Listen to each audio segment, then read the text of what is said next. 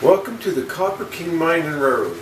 Today we're going to talk about G-Line Bridge, so stay tuned. The G-Line Bridge. The bridges of Carr Fork Canyon were an amazing sight to see. How close they were to each other, and most were built on the curve. They could be mistaken for a model railroad. This place was my inspiration to build my bridges and canyons at the Copper King Mine. So today we're going to talk about the G-Line Bridge. We had a video on building the Carr Fork Bridge, or the A-Line Bridge, and that was the first of 7 large viaducts that crossed over Carr Fork Canyon. Then we visited the next one up, the D-Line Bridge, and showed many pictures of that and the early construction of that bridge.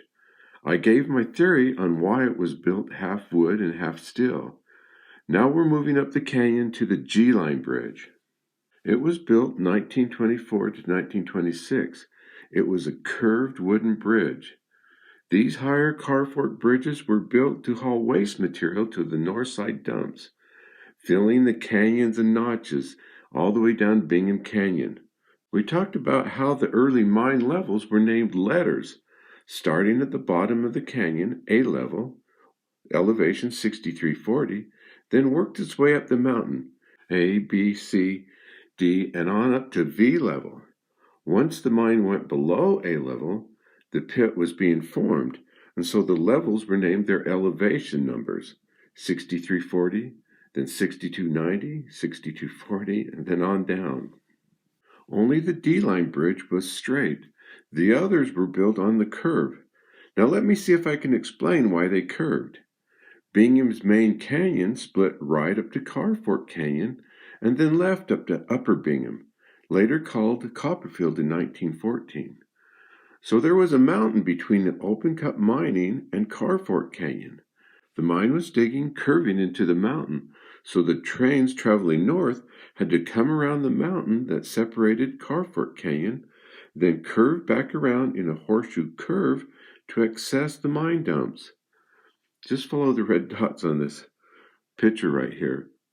But over time, as that dividing mountain was ate away, they will straighten out the south end of that G-Line Bridge. And we have quite a few pictures of them working on that. This June 30th, 1930 panoramic view of the mine and Carr Fork shows that mountain that divided the canyon. Then here's a great picture of the G-Line Bridge taken on a cold winter day, 1939. Note the 2 boys sitting on the hillside to the left. Interesting aerial view taken in 1940. I will point out that G-Line Bridge. Then here is a 1932 rail map of that area. This is from Don Strack's collection. It can be found at utahrails.net. Now look at this wonderful picture. This is also from the Don Strack collection. This is looking at Carr Fork, and you can see all those bridges up that canyon. This is exciting. In this picture, the mine has been dug way back. To gain access to the G-Line Bridge, they have cut a notch through the remaining mountain to get to that bridge. Then from November 1953 to February 1954, they'll work on straightening the south end of that bridge. November 17th, 1953, looks like a cold, blistering day to work on a bridge. Then we have a couple of pictures taken that day. Note the fire hose wound up by the bridge. Probably a good idea to have one next to a wooden trestle. Utah's weather, if you want to change, just wait a day. These pictures were taken November 19th, 1953, and it's a much better day. They have the big cranes out working on the bridge now. 3 photos taken this day. The last picture is looking up to that bridge. I love the 2 cars down below. Then the finished south end of the bridge, March 10th, 1954. As you look at these pictures, you can see how that mountain that once separated the mine and Carr Fork Canyon is just about gone. By 1954, not many houses or buildings remain. There's still Mary Sam boarding house, and it's still around. Here's a picture of that Mary Sam boarding house.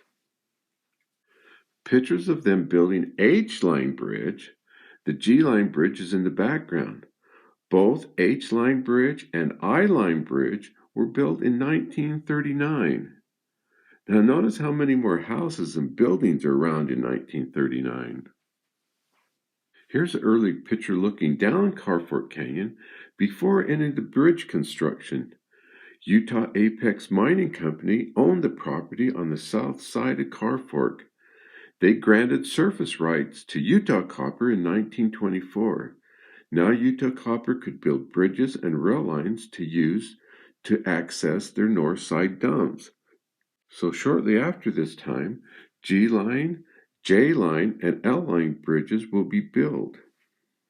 Highland Boy, August 11, 1930, J-line bridge center left and G-line bridge to the right. Then a close-up of that J-line bridge. G-line bridge is in the center of the picture in the background. 1927 photo looking up to the G-line bridge. The Apex loading station is to the left. Did you notice the aerial tram towers are still in place? Then more pictures of the G-line bridge. Looking up the canyon, you can see the G, H, I, J, and L-line bridges. G-line bridge bottom left, that's a nice shot of the line car to the right. The line cars worked on the trolley lines.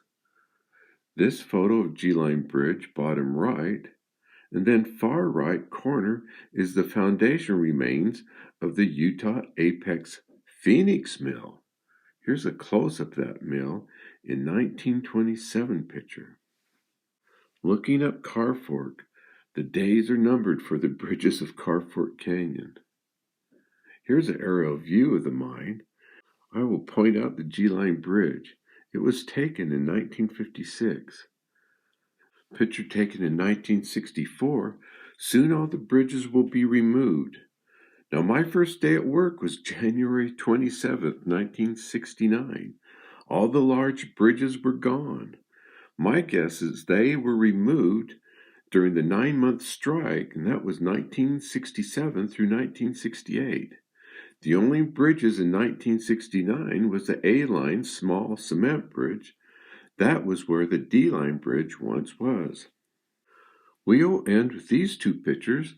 The first one shows the top of the G-line bridge running along the bottom of the picture. Then looking down the canyon, you can see the D-line and A-line bridges. Both will be removed really soon.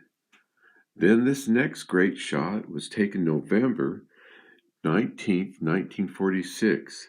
This is the one we started with. So that's the G-line bridge at Bingham Canyon.